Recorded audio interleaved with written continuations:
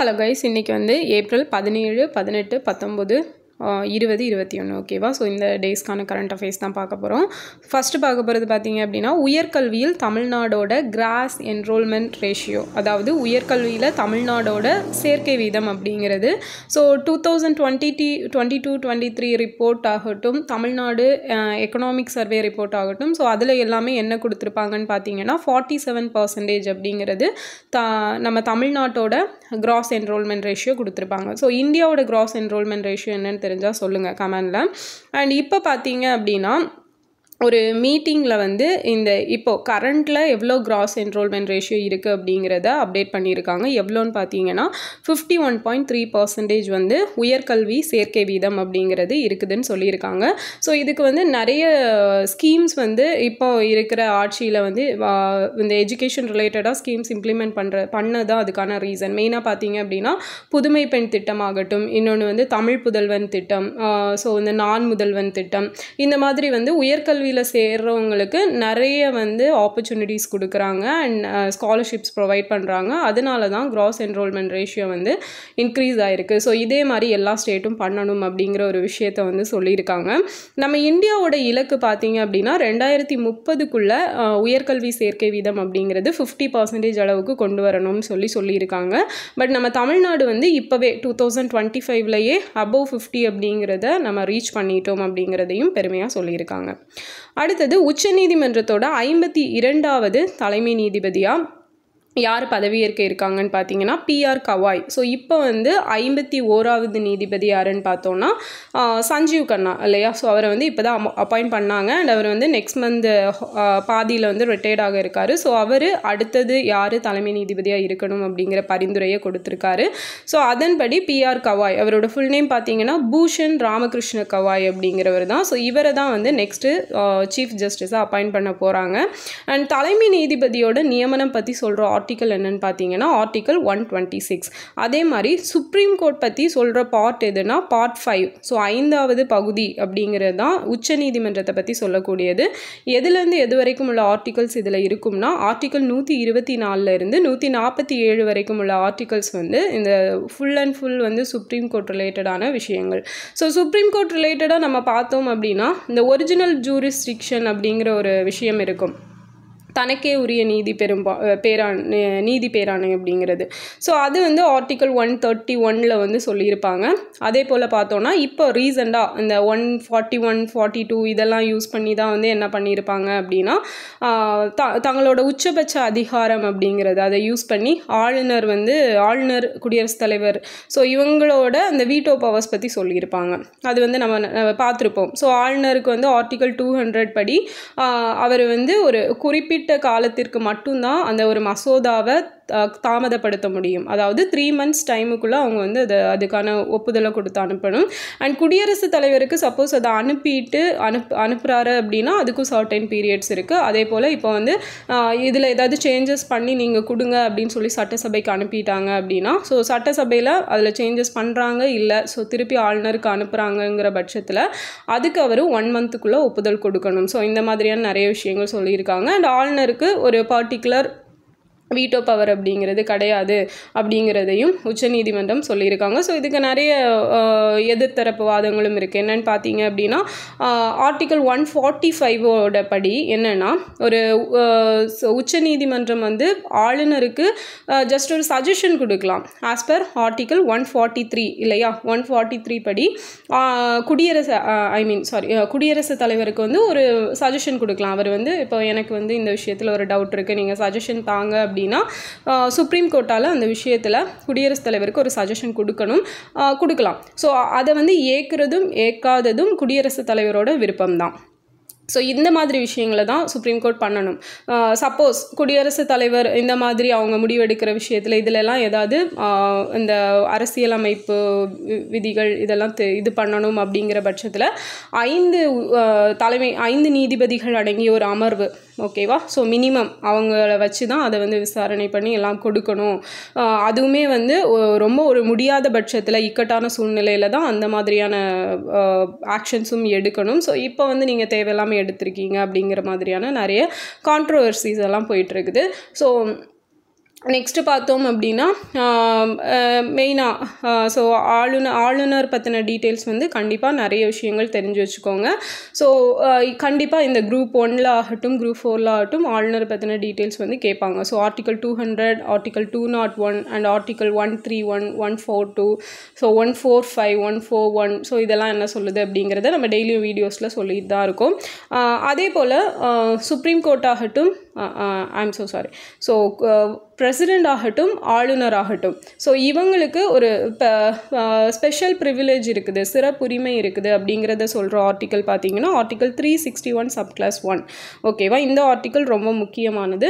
இதுதான் வந்து ஆளுநரும் குடியரசுத் தலைவருக்குமான சிறப்பு அதிகாரங்கள் பற்றி சொல்லக்கூடியது. அதாவது அவங்க பதவியில் இருக்கும்போது அவங்கள அரெஸ்ட் பண்ண முடியாது, அவங்க வந்து எல்லா விதமான இதையும் அனுபவிச்சுக்கலாம். ஸோ அந்த மாதிரியான விஷயங்கள் எல்லாம் சொல்லக்கூடியது தான் அந்த 361 அப்படிங்கிறது.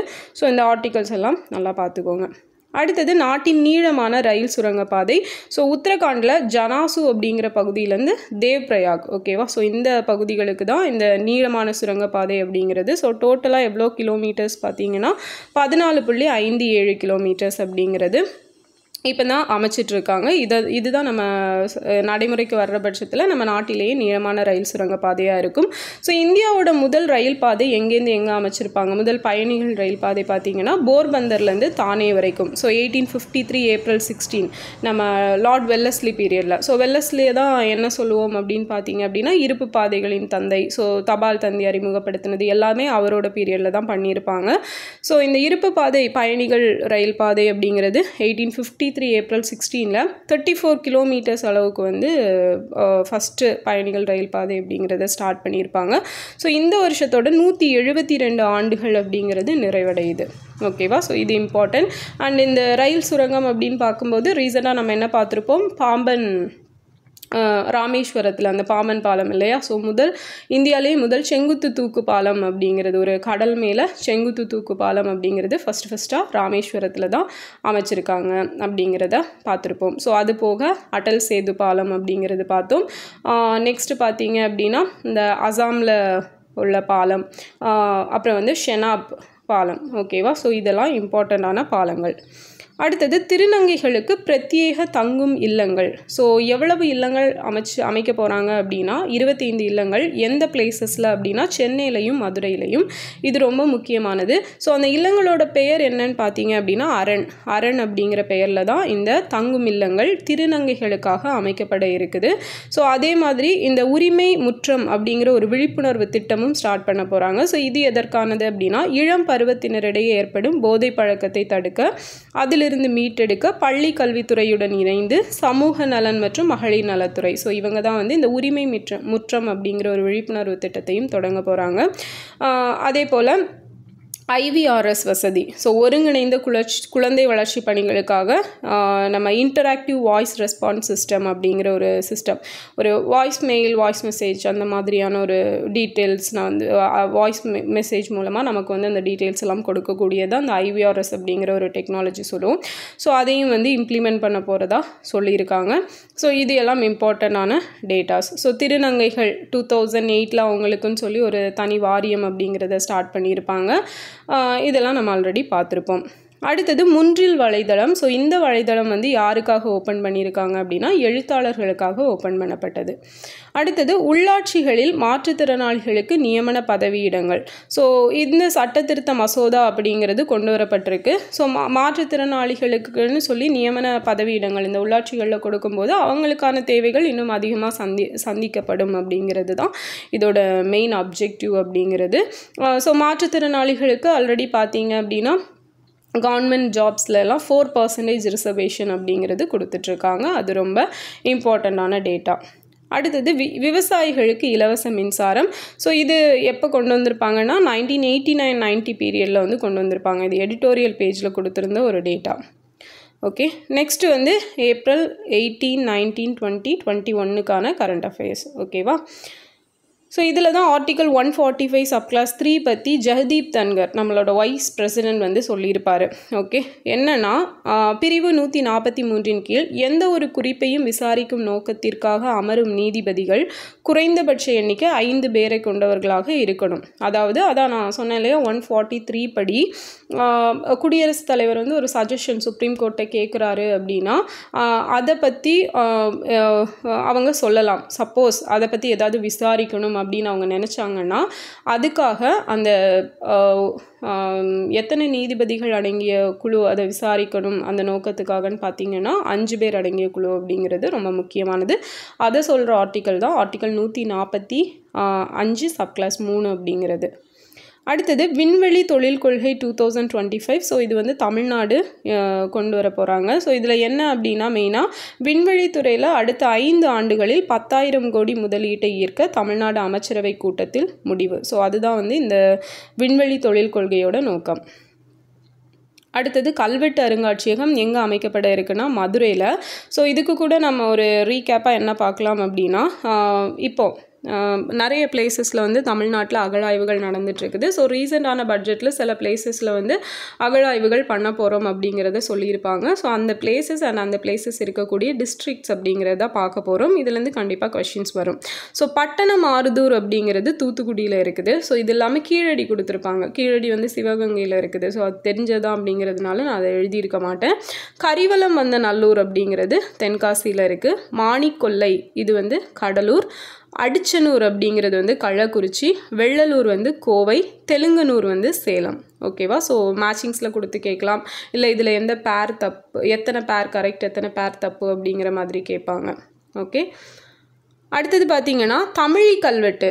ஸோ இந்த தமிழி கல்வெட்டு அப்படிங்கிறது திருநெல்வேலி மாவட்டம் மன்னார்கோவில். ஸோ இந்த பிளேஸில் வந்து கிடச்சிருக்குது. ஓகே, தமிழி கல்வெட்டு எங்கே கிடச்சிருக்கு? திருநெல்வேலி மாவட்டத்தில் மன்னார்கோவிலில்.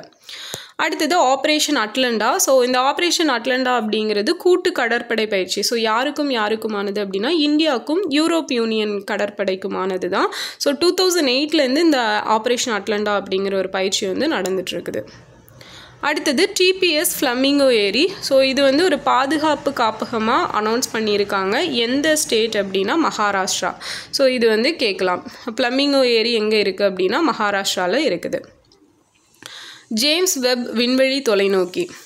ஸோ இது வந்து 2021 வந்து லான்ச் பண்ணியிருப்பாங்க. இந்த விண்வெளி தொலைநோக்கி அப்படிங்கிறது அங்கே மேலே லான்ச் பண்ணியிருப்பாங்க. ஸோ இது எந்தெந்த கண்ட்ரியோட முயற்சியால் விண்ணுக்கு அனுப்பப்பட்டது அப்படின்னு பார்த்தீங்கன்னா நாசா, ஸோ அமெரிக்காவோடது, யூரோப் ஸ்பேஸ் ஏஜென்சி, ஓகேவா, யூரோப் யூனியனோடது, கெனடியன் ஸ்பேஸ் ஏஜென்சி, கனடாவோடது. ஸோ இவங்க 3 பேரும் சேர்ந்து தான் இந்த ஜேம்ஸ் வெப் விண்வெளி தொலைநோக்கி அப்படிங்கிறத அனுப்பியிருப்பாங்க. ஸோ இது வந்து ரொம்ப இம்பார்ட்டண்டான கொஸ்டின். மெயின்ஸ் பாயிண்ட் ஆஃப் வியூலையும் சரி, ப்ரிலிம்ஸ் பாயிண்ட் ஆஃப் வியூலையும் சரி ரொம்ப இம்பார்ட்டண்டானது. இதை பற்றி தெரிஞ்சுக்கணும். அடுத்தது யுனெஸ்கோவோட உலக நினைவக பதிவேட்டில் 2 இந்திய நூல்கள் பதிவு செய்யப்பட்டிருக்குது. என்னென்ன நூல்கள்னு பார்த்தீங்கன்னா ஸ்ரீமத்தோட பகவத்கீதையும் நாட்டிய சாஸ்திரம். ஸோ இந்த நாட்டிய சாஸ்திரத்தை எழுதினது யார்? பாரத் முனி அப்படிங்கிறவர். ஸோ இந்த 2 நூல்களும் தான் வந்து யுனெஸ்கோவோட உலக நினைவக பதிவேட்டில் பதிவு செய்யப்பட்டிருக்கு ரீசெண்டாக. ஸோ டோட்டலாக இந்தியாவிலேருந்து எத்தனை கல்வெட்டுகள் இந்த லிஸ்ட்டில் வந்து இருக்குன்னா 14 கல்வெட்டுகள் அப்படிங்கிறது இருக்குது. ஓகேவா? நெக்ஸ்ட்டு பார்த்தீங்க அப்படின்னா உலக பாரம்பரிய தினம்.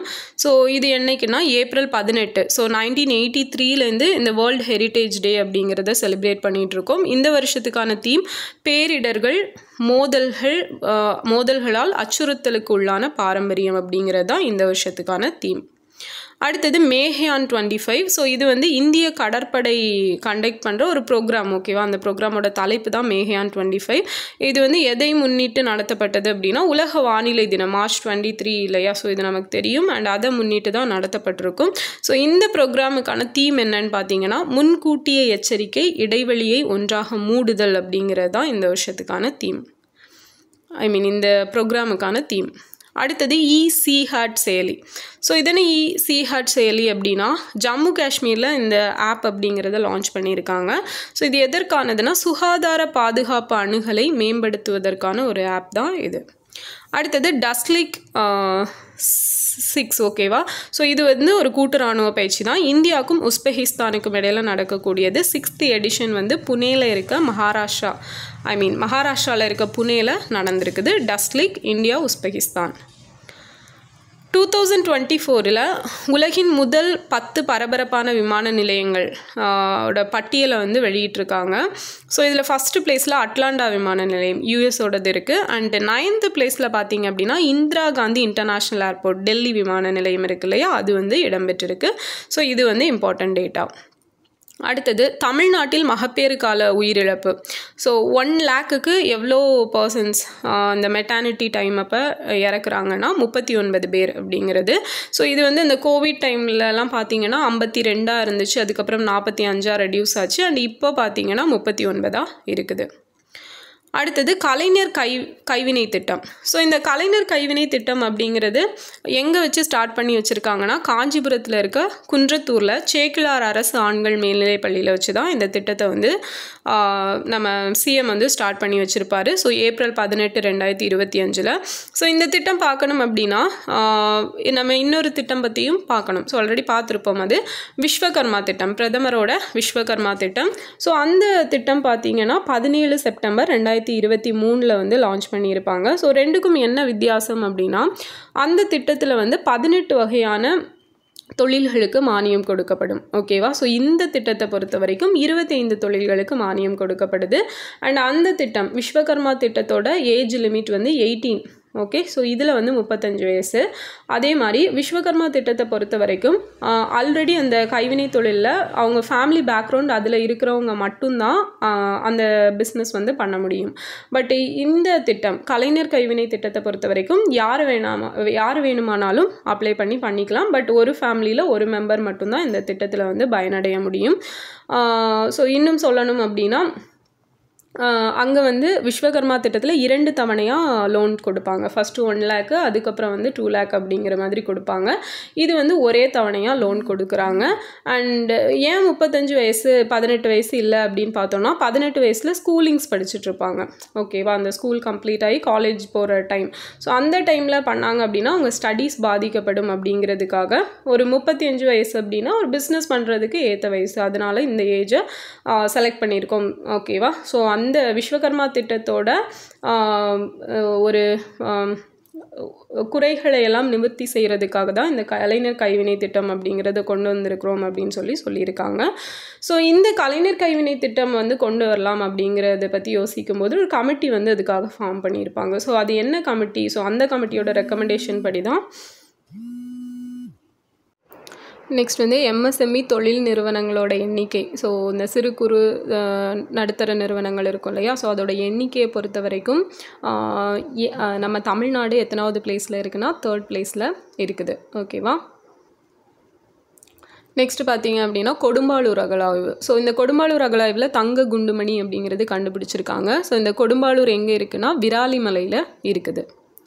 நெக்ஸ்ட் பிரதமரின் பயிற்சி திட்டம் அப்படிங்கிற ஒரு திட்டம் வந்து 2024 ஸ்டார்ட் பண்ணியிருப்பாங்க. 2024 அக்டோபர். ஸோ இந்த திட்டத்தின்படி 10th டிகிரி வரைக்கும் படித்தவங்க, ஓகேவா, ஸோ அவங்க தான் எலிஜிபிள் இந்த பயிற்சி திட்டத்துக்கு. அவங்களோட ஆண்டு வருமானம், அதாவது அந்த குடும்பத்தோட மொத்த ஆண்டு வருமானம் அப்படிங்கிறது 28 லட்சத்தை தாண்டாத அளவில் இருக்கணும். அவங்க தான் இதுக்கு எலிஜிபிள். அண்ட் அதே மாதிரி ஏஜ் லிமிட் பார்த்தீங்க அப்படின்னா 21 24 வரைக்கும். ஸோ இவங்களுக்கு இந்த பிரதமரின் பயிற்சி திட்டம் அப்படிங்கிறதுக்கு கீழே பயிற்சி கொடுத்து ஜாப் ஆப்பர்ச்சுனிட்டிஸ் அப்படிங்கிறது கொடுக்கப்படும். நெக்ஸ்ட் பார்த்தீங்க அப்படின்னா சோலார் பவர் கெப்பாசிட்டி. அந்த சூரிய ஒளி மூலமாக பவர் எடுக்கிறாங்க இல்லையா, ஸோ அதில் வந்து அதோட கெப்பாசிட்டி அந்த ரேஞ்சில் வந்து ஒரு இண்டெக்ஸ் வெளியிட்டிருக்காங்க. அதில் ஃபஸ்ட் பிளேஸில் யார் அதிகமான கெப்பாசிட்டி வச்சுருக்காங்க அப்படின்னா ராஜஸ்தான் தான் வச்சுருக்காங்க. செகண்ட் வந்து குஜராத், 3rd மகாராஷ்டிரா, நம்ம தமிழ்நாடு வந்து 4th பிளேஸில் இருக்கும். ஸோ 3வது வருஷமாக தமிழ்நாடு வந்து இந்த 4th பிளேஸை வந்து தக்க வச்சிட்ருக்கோம் அப்படின்னு சொல்லியிருக்காங்க. இந்த Tamil Nadu green energy corporation limited, so இவங்க கண்ட்ரோலில் தான் வந்து இந்த சோலார் பவர் அப்படிங்கிறதெல்லாம் வருது. நம்ம தமிழ்நாட்டை பொறுத்த வரைக்கும் 2 ஸ்கீம்ஸ்க்கு வந்து மெயினாக இம்பார்ட்டன்ஸ் கொடுக்குறாங்க இந்த சோலாரை பொறுத்த வரைக்கும். ஒன்று பிரதான் மந்திரி சூரிய கர் யோஜனா. ஸோ இந்த திட்டம் தான் வந்து February 15, 2024 வந்து கொண்டு வந்திருப்பாங்க. இந்த வீடுகளில் வந்து மேற்கூரை அமைத்து அதன் மூலமாக சோலார் பவர் எடுத்து அந்த 300 யூனிட்ஸ் அப்படிங்கிறது சேல் பண்ணுற மாதிரியான ஒரு திட்டம். அண்ட் நெக்ஸ்ட் வந்து PM குசும் அப்படிங்கிற திட்டம். ஸோ இது வந்து கிசான் உர்ஜா சுரக்ஷா ஈவம் உத்தான் மஹாபியான் அப்படிங்கிறது தான் இதோட full form. So full form பார்த்துக்கோங்க, அதே வந்து கேட்டிருக்காங்க இதுக்கு முன்னாடி. அண்ட் இந்த திட்டம் March 8, 2019 கொண்டு வரப்பட்டிருக்கும். ஸோ இந்த திட்டம் எதற்காக அப்படின்னா அக்ரிகல்ச்சரில் வேளாண்மையில் சோலார் பவரை யூஸ் பண்ணுறது தான் இந்த திட்டம். ஓகேவா? அடுத்தது இந்தியாஸ் ஜஸ்டிஸ் ரிப்போர்ட், இந்த நீதித்துறை அறிக்கை அப்படிங்கிறது. ஸோ இதில் வந்து ஸ்டேட்ஸ் ஓவராலாக ரேங்கிங் பார்த்தோம் அப்படின்னா ஃபஸ்ட்டு பிளேஸில் கர்நாடகா, செகண்ட் பிளேஸில் Andhra, third place Telangana, fourth Kerala, நம்ம தமிழ்நாடு வந்து 5வது இடத்துல இருக்கும். ஓகேவா? ஜஸ்டிஸ் ரிப்போர்ட்டில் நீதித்துறை சார்ந்த ஒரு அறிக்கை. இதில் வந்து ஓவரால் ரேங்கிங்கில் தமிழ்நாடு 5வது இடம். ஸ்கோர் பார்த்தீங்கன்னா 5.62 அப்படிங்கிறது தமிழ்நாட்டோட ஸ்கோர் அவுட் ஆஃப் 10க்கு.